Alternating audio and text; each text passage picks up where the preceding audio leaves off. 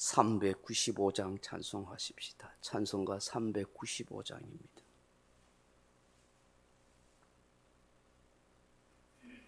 (395장입니다)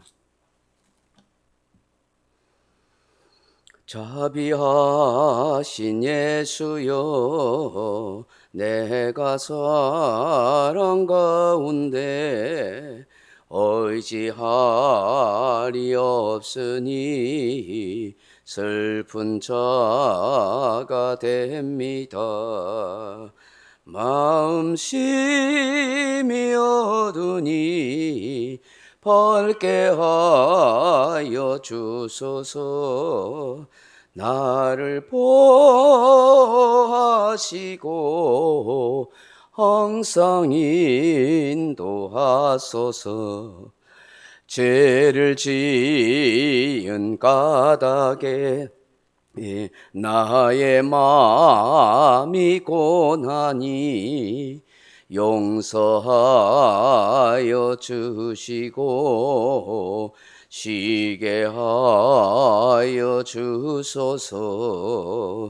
천국 가고 싶으나 나의 공로 없으니 예수 공로 힘입어 천국 가게 하소서. 허락하심 이루어 사랑 항상 있도다. 모두 이뤄주심을 나는 믿사옵니다. 구주밖에 누구를 달리 찾아보리요. 복과 영생 예수니 도원할 것 없도다. 거룩하신 구주여, 비로 날 사셨으니 어찌 감사하온지 말로 할 수 없도다. 주의 귀한 영상을 나도 입게 하시고 하늘 날아가서도 사랑하게 하소서.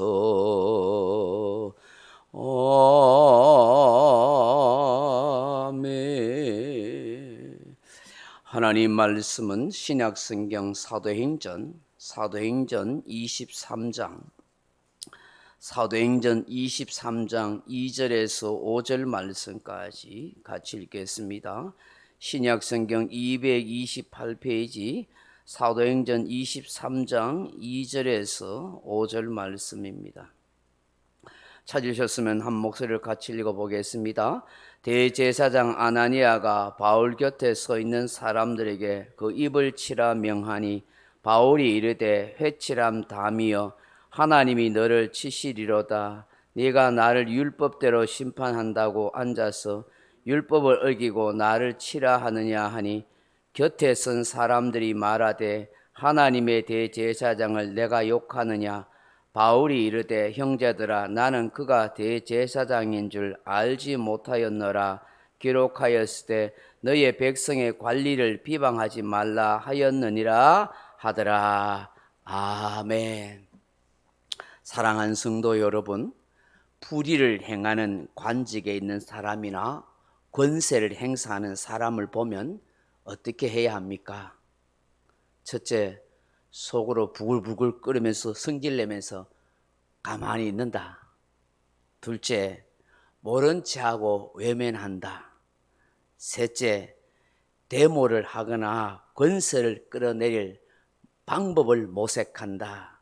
넷째, 하나님께 기도만 하고 만다. 다섯째, 하나님께 기도할 뿐만 아니라 권세자가 바르게 행동하고 살도록 충원을 아끼지 말도록 하고 합법적인 방법으로 알려준다. 무엇이겠습니까? 다섯 번째겠지요. 아마 그죠? 불의를 행하고 잘못된 권력을 남용하고 죄를 짓는 그런 권세자를 본다면 그냥 모른 척하고 외면하면 안 됩니다. 그렇다고 속으로 부글부글 끓고 있으면 안 되고 하나님께 기도만 하지 그것도 합당한 것은 아닙니다. 하나님께 물론 기도해야 합니다.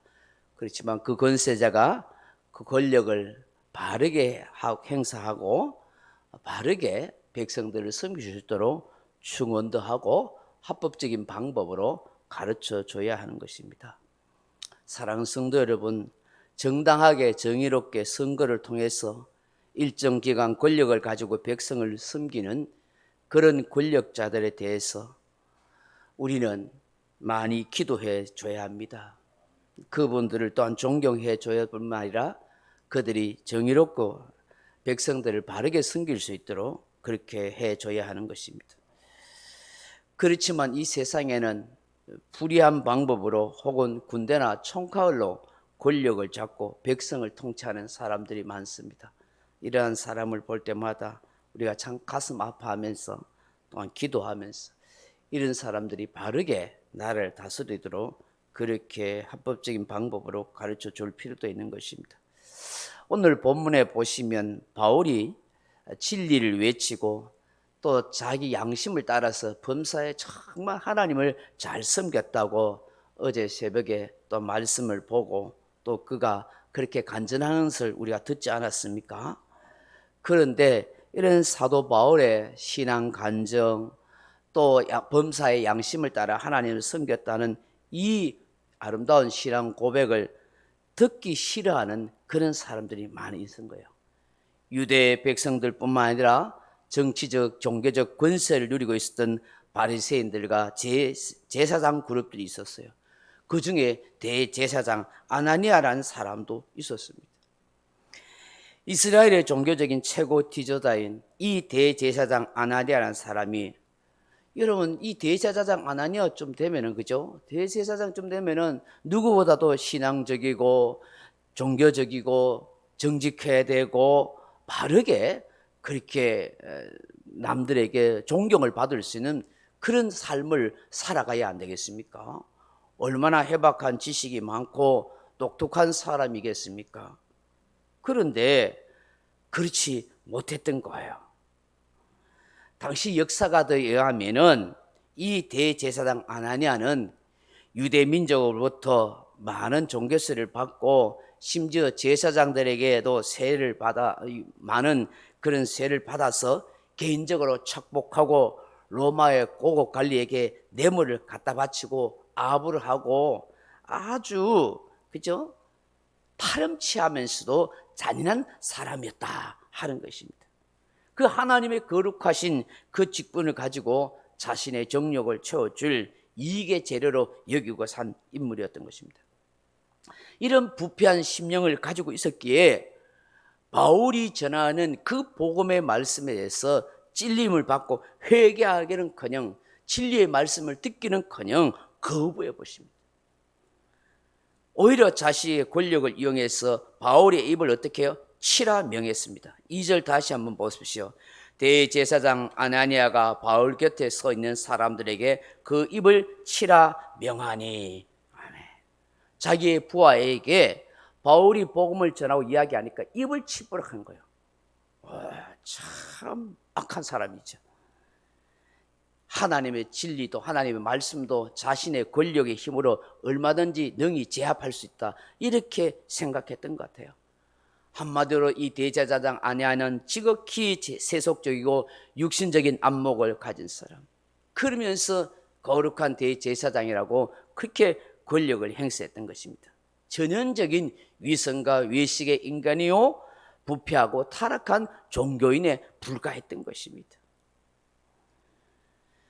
이렇게 진리와 하나님의 나라 앞에서 말씀 앞에서 회개하고 믿음을 가지고 살아야 할 그가 오히려 바울의 입을 치라고 명하는 이런 악독한 사람인 것입니다. 이렇게 말하는 바울에게 사도 바울이 도대체 뭐라고 말합니까? 3절 보십시오. 바울이 이르되 회칠한 담이여 하나님이 너를 치시리로다. 네가 나를 율법대로 심판한다고 앉아서 율법을 어기고 나를 치라 하느냐 하니. 아멘. 바울이 바로 그 대제사장 아나니아 보고 회칠한 무덤이다 하고 그렇게 외쳤습니다. 예수님께서도 자주 바리새인들에게 사용했던 말씀입니다. 이런 무덤이라는 것은 부정과 죽음을 상징하는 말입니다. 근데 그 무덤을 멋있고 예쁘게 보려고 그 무덤 바깥에 온갖 예쁜 칠을 했습니다. 그렇지만 아무리 예쁘게 칠해도 그 무덤 안에는 뭐가 있어요? 죽고 썩어 있는 시체만 있어요. 냄새나는 시신만 있을 뿐이에요. 부정하고 죽음 그밖에 없는 거예요. 그런데 그걸 두고 회칠했다. 이건 무슨 얘기겠습니까? 밖과 안이 다른 위선적인 사람을 두고 말하던 유대인들의 문학적인 그런 표현법입니다. 이 대제사장 아나니아에게 당신의 회칠한 무덤이다 이게. 그것과 속이 다른 위선적이고 이중적이고 외식한 사람이다. 당신은 율법대로 나를 심판한다고 하면서 오히려 율법을 어기고 크게 율법을 어기고 있는 주제에 나를 치라냐 그렇게 명령하느냐 하고 바울이 외친 거예요. 그러자 그 곁에 있던 사람이 뭐라고 말해요? 4절에 곁에 선 사람들이 말하되 하나님의 대제사장을 내가 욕하느냐. 5절에 바울이 이르되 형제들아 나는 그가 대제사장인 줄 알지 못하였노라. 기록하였을 때 너의 백성의 관리를 비방하지 말라 하였느니라 하더라. 아멘. 화가 난 바울이 순간적으로 자기 입을 치라 하는 것에 대해서 하나님이 너를 치시리라. 네가 율법 어기고 율법을 심판한다고 이야기하느냐. 너는 해칠한 무덤이다 하고 막 그렇게 화가 나서 이렇게 바울이 대든 거예요. 그러자 옆에 사람들이 아니 감히 하나님의 대제사장들에게 이렇게 모욕하고 욕할 수 있어? 하고 그렇게 한 거예요. 이 당시 사회적 종교적 분위기는 대제사장은 하나님이 세우신 직분자고 하나님께서 하실 일을 대신 하는 사람이기 때문에 함부로 폄하하거나 그 직분을 모욕하면 안 되는 거예요. 큰일 났던 거예요. 그러자 바울이 내 대제사장인 줄 몰랐다 하면서 즉시로 사과를 하잖아요. 사과. 물론 대제사장이 먼저 잘못했죠. 사람의 죄를 정확히 알아보지도 않고 함부로 사람의 입을 때리라고 명령한 거 잘못된 것이죠. 물론 또 바울도 순간적으로 욱하는 감정에 대들고 모욕적인 말을 한 것도 잘못이죠. 그렇지만 바울이 먼저 이내 사과를 한 것입니다. 그러면서 하나님의 말씀을 인용하면서 용서를 구했던 것입니다. 바울의 장점은요, 자신의 잘못을 알면 먼저 사과할 줄 아는 그런 마음이에요. 사람들은요 자존심 내세워서요 핑계를 대거나 남 탓하고 막 변명하고 회피하려는 그런 마음이 있어요. 자기가 잘못한 것은 내가 잘못했다고 시인하고 사과하고 용서할 줄 아는 그런 지혜로운 사람, 그런 너그러운 마음의 사람이 되어야 될 줄로 믿습니다. 우리가 바울을 통해서 이것을 보게 되는 거예요. 자신의 잘못을 잘못을 일찍이 바로 사과하고 그리고 용서를 구하는 이 겸손한 마음을 보게 되는 것이에요. 또 우리 본문에서 한 가지 생각하게 된 것은 뭐냐면 제가 앞서 말씀한 것 같이 이 불의를 행하는 관료나 권세자에 대해서 어떤 중심과 생각을 가지고 있어야 할까 하는 것입니다. 바울은 이 땅에 세운 공직자도 사람이 뽑은 것 같아도 하나님이 허락하셨다고 말씀합니다. 그래서 너희 백성의 관리를 비방하지 말라는 말씀을 인용하십니다. 로마서 13장 1절에 보면 각 사람은 위에 있는 권세들에게 복종하라. 권세는 하나님으로부터 나지 않음이 없나니 모든 권세는 하나님께서 다 정하신 바라. 그러므로 권세를 거스른 자는 하나님의 명을 거스림이니 거스른 자는 심판을 자취하리라. 그렇게 말씀합니다. 우리가 이 말씀을 잘 새겨들어야 합니다. 하나님께서 이 땅에 질서를 위해서 세운 권력자들을 하나님이 세운 지도자로 그렇게 인정하라고 하십니다. 그에 대한 비방은 곧 하나님께 대한 비방으로 여길 정도라고 하십니다. 우리는 크게 하나님의 섭리라는 관점에서 보면 하나님이 허락하지 않는 것이 없다는 걸 알아야 합니다. 참새 한 마리도 하나님이 허락하지 않으면 땅에 떨어지지 않는데 세상 권력자들도 하나님이 허락하심이 없으면 안 되는 거예요. 왕을 세우고 패하기도 하고 나라를 세우고 패하기도 하고 사람을 죽이고 살리기도 하는 것은 다 하나님께 달려있는 것입니다. 물론 이런 경우가 있죠. 총칼을 동원해서 군대를 동원해서 불의한 방법으로 권력을 잡는 자들이 있습니다. 또 합법적인 방법으로 권력을 잡았다고 해도 백성들을 전쟁터로 내몰거나 인류를 죽음의 구렁텅이로 모는 그런 미치광이 전쟁광들도 있습니다. 또 교회를 핍박하고 성도들을 죽이고 하는 그런 독재자들, 저 독일의 히틀러 같은 지도자도 있습니다. 이에 대해서 본헤프라는 신학자와 목회자는 그를 암살하려고까지 했습니다. 무엇이 옳고 그런지 이것은 우리가 쉽게 판단할 수 없습니다. 그러나 성경 속에서 우리에게 가르쳐주는 진리는 어떤 권세자라도 하나님이 세우시고 폐하신다는 것입니다. 다윗은 자신을 죽이려고 하는 사울 왕을 얼마든지 죽일 명분이 있었습니다. 그러나 하나님께서 세웠기 때문에 하나님께 맡겼습니다. 하나님이 최종 심판자라는 것이죠. 우리가 해야 할 일은 어떤 권세자라고 해도 하나님이 세우신 줄 알고 그가 불법을 행하거나 불의한 일을 했다면 기도하고 충언을 아끼지 않아야 되고 합법적인 방법으로 그에게 말해줘야 되는 것입니다. 저와 여러분이 이러한 것에 대해서 분명한 생각을 가져야 됩니다. 그래서 지나치게 지도자에 대해서 비난하고 욕하는 것은 바람직한 것은 아닙니다. 디모데전서 2장 2절에 보면 사도 바울이 이렇게 말합니다. 임금들과 높은 지위에 있는 모든 사람을 위하여 기도하라. 이는 우리가 모든 경건과 단정함으로 고요하고 평안히 생활을 하려 함이라. 아멘. 나라와 민족을 위해서 기도하고 대통령과 나라를 다스리는 정치인들을 위해서 우리가 많이 기도해야 하는 것입니다. 그것은 곧 우리가 평안하고 안정한 신앙생활을 하기 위한 딸입니다 하는 것입니다. 이 새벽에 주시는 이 말씀을 묵상하면서 주여 나의 실수나 잘못을 발견하면 고집 피우거나 회피하기보다는 변명하기보다는 솔직하게 인정하고 먼저 사과하고 용서를 구하는 겸손한 마음이 되게 하소서. 주여 권세자 지도자들이 나라를 편안하게 잘 다스릴 수 있도록 하나님께서 역사해 주옵소서. 주여 권세자나 지도자들이 잘못하고 있으면 기도하고 그의 잘못을 중심으로 조언하고 모든 것을 하나님께 맡기게 하옵소서. 그렇게 기도하는 저와 여러분 되기를 주님의 이름으로 축원합니다. 아멘. 각자 기도하시다가 돌아가시기 바랍니다.